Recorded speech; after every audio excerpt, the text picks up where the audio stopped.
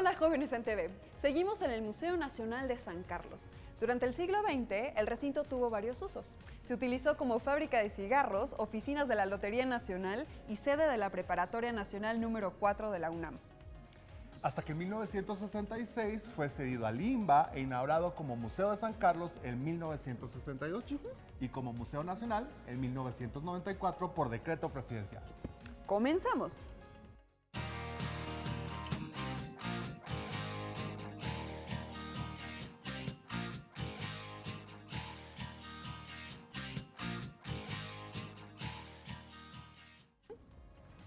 Escarabajo azul va con...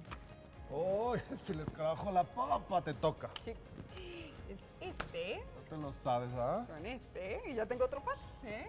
No puede ser. No, y una amiga. Lo que pasa es que son demasiadas tarjetas y como a ti te encantan los bichos, pues ya te las sabes todas, ¿no? Pero no es para tanto, Ernesto, solo son 100 tarjetitas, o sea, 50 pares de bellísimos escarabajos. No, pues con razón. 50 escarabajos diferentes son un montón. ¿Se te hace que son 50 de muchos? ¡Ay, mira! ¡Ay, otro! Mira. Imagínate, para tener la baraja completa con todos los escarabajos descritos hasta la fecha, necesitaríamos unos cuantos cientos de miles de tarjetas extras. ¿Cientos de miles? ¿Cómo crees? Sí, claro, estamos hablando del grupo de organismos más diverso de la Tierra. No, pues entonces creo que se merece una investigación más a fondo, al estilo de... Elemental, el programa que muestra las maravillas matemáticas del universo. Bienvenidos. Los coleópteros, casi siempre conocidos como escarabajos, son un orden de insectos que pueden medir desde unos pocos milímetros hasta los 20 centímetros. Coleóptera significa alas en forma de estuche y hace referencia a la dureza y forma de sus alas exteriores, los élitros. Tenemos registro de su existencia al menos desde el Pérmico inferior hace unos 280 millones de años. Desde entonces, este grupo proliferó de tal manera que hoy en día es el más diverso, con aproximadamente 375,000 especies descritas. Esta asombrosa variabilidad les ha permitido ocupar prácticamente cada hábitat terrestre. Tienen un resistente pero ligero exoesqueleto de quitina, lo que les permite volar a casi todas sus especies. Aunque la mayoría son herbívoros, existen escarabajos coprófagos, carnívoros, carroñeros, entre otros. Su relación con los seres humanos es muy variada, ya que pueden ser desde plagas de cultivos hasta alimento, adornos e incluso deidades. Jamás me hubiera imaginado que eran tantísimos escarabajos, son una maravilla. Elemental, compañero. ¿Por qué crees que son mis insectos favoritos? Entre los gatitos y esto, ya estás como los egipcios, amiga, ¿eh? Pues entiendo y comparto completamente ambas fascinaciones, entonces yo creo que tienes razón. Bueno, ¿y tú qué le sabes tanto? ¿Qué comen todos estos escarabajos, Pues la mayoría comen diferentes partes vegetales, como hojas, raíces, polen o semillas y frutos. Pero hay otros que son cazadores carnívoros, carroñeros. Y algunos que le entran a la madera o a los excrementos de animales de mayor tamaño. Ay, guácala, mira. No, de guácalas. Todos ellos cumplen importantes funciones para el ambiente. Y además, esto es básico para explicar su grandísima diversidad, pues es una de las razones que les permiten evitar la competencia directa a través de esa especialización en sus dietas. Tienes razón, es elemental, ¿no? Recibamos a nuestro primer especialista invitado de hoy para que nos cuente más sobre el surgimiento de estos fascinantes insectos. El día de hoy tenemos como invitada a la doctora en ciencias Yadira Palacios Rodríguez, que también es docente en la Sedena e investigadora en el INER. ¿Qué tal, doctora? Bienvenida al programa. Hola, ¿qué tal? Encantada. El día de hoy nos podría platicar, Luca es conocido como el antecesor de los seres vivos, pero ¿por qué? ¿Nos podría platicar un poco? Claro que sí. Bueno, en realidad LUCA es el acrónimo de cómo se definió a este último antepasado común. LUCA, por sus siglas en inglés, significa Last Universal Common Ancestor, y significa justo eso, la descripción de una forma de vida que en principio, si es cierto, si son verídicas estos resultados de una investigación muy intensa y seria que se realizó, representaría la forma de vida más antigua a partir de la cual derivaron todos los seres vivos. Y cuando digo todos los seres vivos, desde luego estoy incluyendo a los seres humanos. De tal manera que pensemos en algo muy pequeño, en algo de una sola célula, que además era capaz de sobrevivir, que fue capaz de adaptarse a condiciones adversas climatológicamente hablando, y que de ello derivaron todas las formas de seres vivos que ahora conocemos. Esa es la propuesta de lo que se conoce como el último ancestro común, y eso significa Luca, ¿vale? Es una propuesta de investigación que se realiza y, hombre, puede tener algunas fallas, pero realmente los resultados fueron bastante buenos y fueron publicados en 2016. Wow. ¿Y cómo es que se divide o se hace la clasificación de la biodiversidad? Ok, es que, a ver, esto es muy interesante, es que hablar de biodiversidad puede llevarnos a diferentes aristas. ¿Qué es biodiversidad? Finalmente son muchas formas de, enfocándonos a la parte bio, muchas formas de vida. Podríamos pensar por principio de cuentas, que la biodiversidad se divide en tres grandes niveles. Ahora, insisto, depende de la arista de la que estemos partiendo, ¿vale? En este sentido, a mí me gusta pensar en estos tres grandes niveles desde algo muy pequeño, que son los genes, como las unidades de expresión de vida, las especies y luego los ecosistemas. Estos tres niveles están, pensémoslo, están interaccionando y conectándose y comunicándose todo el tiempo, están interrelacionándose, de tal manera que hay flujo de información en estos tres niveles de organización de la biodiversidad. Y entonces, ¿cómo es que se hacen las divisiones de las especies de animales? Bueno, esto nos remite por principio de cuentas a pensar en la taxonomía, es decir, tenemos por fuerza que clasificarnos, pero esta clasificación por principio de cuentas no tiene ningún sentido discriminatorio, simplemente es cómo nos organizamos los seres vivos para entendernos, para estudiarnos cuando es el caso, cuando nos compete. Podríamos pensar en diferentes características que nos permiten clasificar y organizar y comprender a los seres vivos. En ese sentido, quizás una gran característica importante por principios de cuentas podría ser la presencia o ausencia de esqueleto, vertebrados, invertebrados. Pero, insisto, esta es una gran clasificación, ¿vale? ¿Tiene o no tiene? ¿Tenemos o no tenemos esqueleto? Y eso sería un punto de partida, por decir o por tomar como origen una característica. Pero ¿qué tal? ¿Qué tal que pensamos otras características? Por ejemplo, simetría. ¿Somos simétricos? ¿Qué seres vivos presentan simetría? De pronto, si pensamos en los seres vivos que son una sola célula, vayámonos a una bacteria, no necesariamente tiene que ser simétrico. Pero pensemos en nosotros, trazando un eje de simetría, hombre, de cada lado quedarán nuestras extremidades, ¿vale? Eso podría ser otro punto de partida para la clasificación. Otro aspecto podría ser, ¿tiene plumas? ¿Tiene pelos? ¿Tiene garras? Me explico, es decir, podríamos pensar en diferentes características de los seres vivos para llevar a cabo la clasificación. Eso necesita un orden y ese orden se establece a través de la taxonomía. Entonces, podemos partir esto, insisto, de un gran grupo, vertebrados, invertebrados, y de ahí hacer la clasificación o llevar las clasificaciones hacia donde nos lleven las características. Oye, ¿nos puedes platicar sobre los coleópteros? ¿Qué características tienen y desde cuándo han existido en la Tierra? Bueno, los coleópteros son escarabajos, para entenderlo de manera general, ¿vale? Y son insectos, son un orden de insectos. Se cree, los estudios revelan que puede ser un orden, o forma de organización de vida de las más antiguas que existen en el planeta, ¿vale? Contiene más especies que cualquier otro orden y podríamos pensar también que quizás una característica importante es la capacidad que han tenido de diversificación.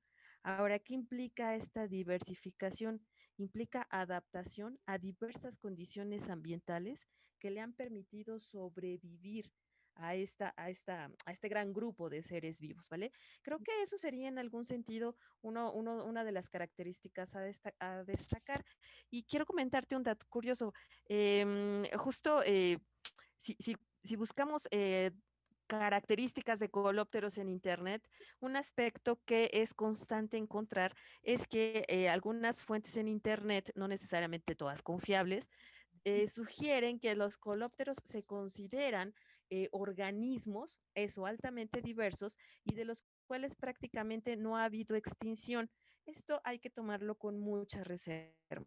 Mucha reserva. Difícilmente habrá una especie que no se haya extinguido a lo largo de la historia de vida en el planeta. Sin embargo, pensar en que sea un grupo de seres vivos con alta diversificación sí nos puede reflejar capacidades de adaptación. Es decir, hay seres vivos que se extinguieron.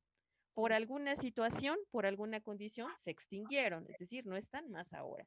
El que un ser vivo exista desde hace mucho tiempo significa que ha tenido la capacidad de adaptarse a diversas condiciones ambientales y por ello es que sigue persistiendo. Y cuando digo adaptarse, significa que ha sabido alimentarse, que ha sabido replicarse, que ha sabido curarse, si es el caso de que toque una enfermedad. Eso no es trivial.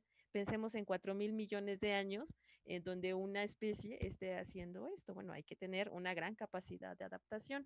Entonces, en este sentido, me regreso a los coleópteros. Es un grupo de seres vivos con una gran capacidad de adaptación a diversas condiciones ambientales. Pues muchas gracias, doctora, por esta parte de la entrevista. En un momento vamos a regresar con usted. Gracias a ti, Dinora. Hasta luego. Y volvemos con esto que es Jóvenes en TV. Como dijo el entomólogo Thomas Eisner, la biodiversidad es el mayor tesoro que tenemos. Su disminución debe prevenirse a toda costa. Elemental, compañera, tenemos que cuidarlas a todas. Yo sigo sorprendido cómo es posible que haya surgido tantas especies. Pues hay varios factores que lo explican, pero es inevitable irnos a lo más pequeñito, al mismísimo código genético para poder explicarlo. Oh, suena bastante complejo. No temas, compañero, yo tengo al especialista invitado perfecto para que nos lo aclare. ¿No se diga más? Y continuamos con la doctora Yadira Palacios Rodríguez, ahora para que nos platique qué es el ADN, los genes y los cromosomas. ¿Qué es el ADN, los genes y los cromosomas? ¿Sabes que hay una cantidad inmensa de publicaciones en todos los niveles científicos, filosóficos, históricos, tratando de definir qué significa esto que me preguntas? Si tuviera que empezar, yo creo que escogería, como amante del estudio de los aspectos moleculares en los seres vivos, escogería el ADN y creo que podría englobarlo en una forma de organización básica donde se encuentra toda la información que codifica para constituir a los seres vivos.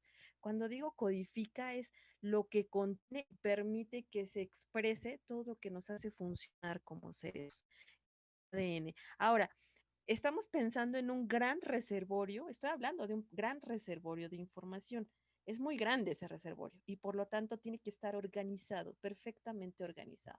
Entonces el ADN también tiene niveles de organización. Esos niveles de organización son los genes y son después los cromosomas, ¿vale? Porque es muchísimo material y tiene que estar perfectamente resguardado, empaquetado, organizado y listo para cuando se requiera por el ser vivo. Ese ser vivo puede ser una célula o puede ser un organismo multicelular con toda la complejidad que ello conlleva. Entonces, espero haber respondido a la pregunta. En todo caso, la idea que quiero transmitir es es un gran reservorio de la información más importante para los seres vivos. ¿Y qué similitudes hay entre una cadena de ADN de los seres humanos y el de los animales? ¿Qué similitud tiene una cadena de ADN de otro ser vivo? Un ser vivo A con un ser vivo B, pensemos lo diferente que puedan ser, te diría que no hay diferencia. La organización a nivel molecular es exactamente la misma.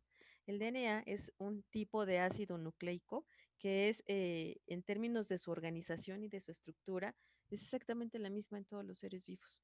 Nos componen 4 bases nitrogenadas con otras estructuras que son importantes, pero no hay ninguna diferencia. No hay ninguna diferencia que pudiera yo destacar como algo que impacte netamente en su estructura, en su organización. Sí hay una diferencia en términos de cómo están ordenadas esas partes que conforman al DNA, pero en términos generales estamos hablando de DNA. Y el DNA es el mismo en todos los seres vivos, es de doble cadena y eso es un tipo de ácidos nucleicos. Entonces, realmente somos mucho más parecidos de lo que imaginamos. Pero, ¿y entonces por qué somos tan diferentes los animales de los seres humanos? Eso es muy interesante. ¿Por qué somos tan diferentes? ¿Por qué habemos, justo volvemos al asunto de la biodiversidad? ¿Por qué habemos tantas especies? Sí, de donde parte nuestra información es la misma fuente, es el DNA.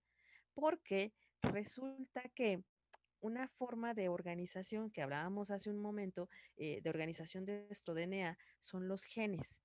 Y los genes son una forma justo de organización de la información que bajo ciertas condiciones se expresarán o no se expresarán. De tal manera que especie en un ser vivo A, por ejemplo, planta que tenemos en nuestro jardín, en nuestra ventana, tiene una serie de genes que se van a expresar como resultado de estar en contacto, de estar expuesta con el sol.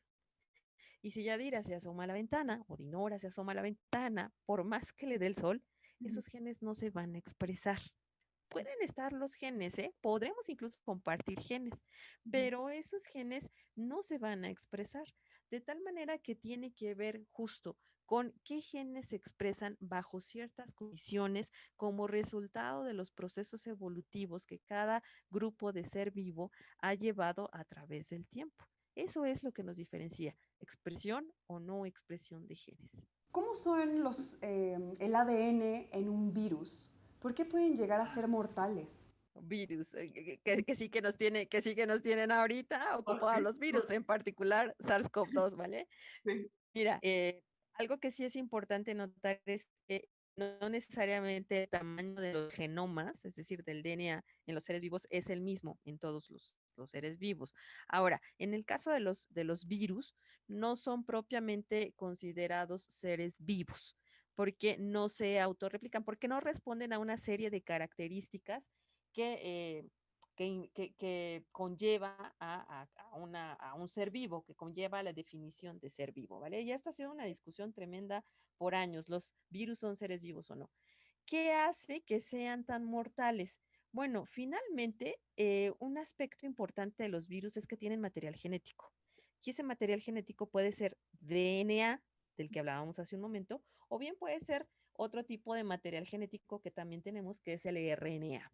Ahora, este material genético es muy pequeñito en los virus, pero es el material genético que le permite, es el material genético mínimo suficiente que le permite, por un lado, conformar su estructura y que esa estructura lo llevara a infectar una célula y una vez que haya logrado infectar esa célula, a apoderar de esa maquinaria celular. Es tal cual, una vez que logra entrar, ha entrado el enemigo a casa y se apodera completamente de toda nuestra maquinaria celular a su favor. ¿Cuál será ese favor principal? Replicarse. Y esa replicación puede llevar en muchos casos a la muerte celular. Claro, porque se está replicando, la célula tiene un tamaño, la célula deja de hacer sus funciones naturales porque ahora está respondiendo a la demanda del virus. Y el virus, entre otras cosas, está replicándose, pero también está generando sus proteínas y también está alterando los procesos celulares. Por eso es que pueden ser mortales. Y estamos hablando de material genético muy chiquitito, ¿eh? De un genoma viral muy pequeñito. Esa es la particularidad de los virus. Por eso lo pasamos tan mal con ellos, de pronto. Ay, doctora, muchísimas gracias por esta entrevista tan bonita y tan importante en estos momentos, sobre todo. Muchas gracias. Gracias a ustedes. Y continuamos con esto que es Jóvenes en TV. Eso explica bastante bien por qué existen tantos escarabajos, ¿no? Bueno, que conocemos hasta ahora. ¿Cómo que hasta ahora? No digas que hay más. Pues según algunas estimaciones, sí. Pues se piensa que aún nos falta por describir el 86% de la diversidad de animales terrestres. Entre esos, muchos escarabajos. O sea que el memorama seguirá creciendo. Elemental, todavía más. Uf, ¿por qué no recibimos a nuestro último especialista invitado de hoy que precisamente se dedica al estudio y descripción de nuevas especies de escarabajos? Suena interesantísimo, vamos. El día de hoy tenemos como invitado al maestro en ciencias Eder Farid Mora Aguilar, entomólogo de la Universidad Veracruzana. ¿Qué tal, Eder? Buenas tardes, bienvenido al programa. Hola, ¿cómo estás? Es un gusto tenerte en el programa. Oye, ¿hoy nos puedes platicar cuántas especies de insectos hay y cómo es que los clasifican? A la fecha, se dice que hay casi 1 millón de especies de insectos, pero se cree que este es un número todavía como conservador, que todavía faltan muchas especies por describir. Hay gente que, pues, que estima que pueden llegar a ser hasta 10 millones de especies. Wow. Además de esto, pues se pueden clasificar por diferentes características. A veces son características que tienen que ver con las alas, características que tienen que ver por su forma de llevar su metamorfosis, de la forma en la que van cambiando y la que van creciendo. Y bueno, principalmente por eso. Y a partir de ahí se pueden como dividir todos los diferentes grupos de insectos, como las mariposas, las chinches, los escarabajos. ¿Y cuál es el grupo más diverso que existe? Bueno, el más diverso Ujú, son los escarabajos. De este millón o casi millón de insectos que se conocen, ujú. casi 400,000 son escarabajos. Wow. Después de estos vienen las moscas y los himenópteros que, dependiendo de qué tanto se estén estudiando, pueden de repente ser segundo, tercero y cambiar como de posición, ¿no? Wow. Pero lo mismo, ¿no? O sea, esto puede todavía sumarse todavía más el número de bichos que puede existir, ¿no? Hay gente que dice que tal vez lleguemos a los 4 millones de tan solo de escarabajos, ¿no? ¿Cómo es que se eligen los nombres para las nuevas especies?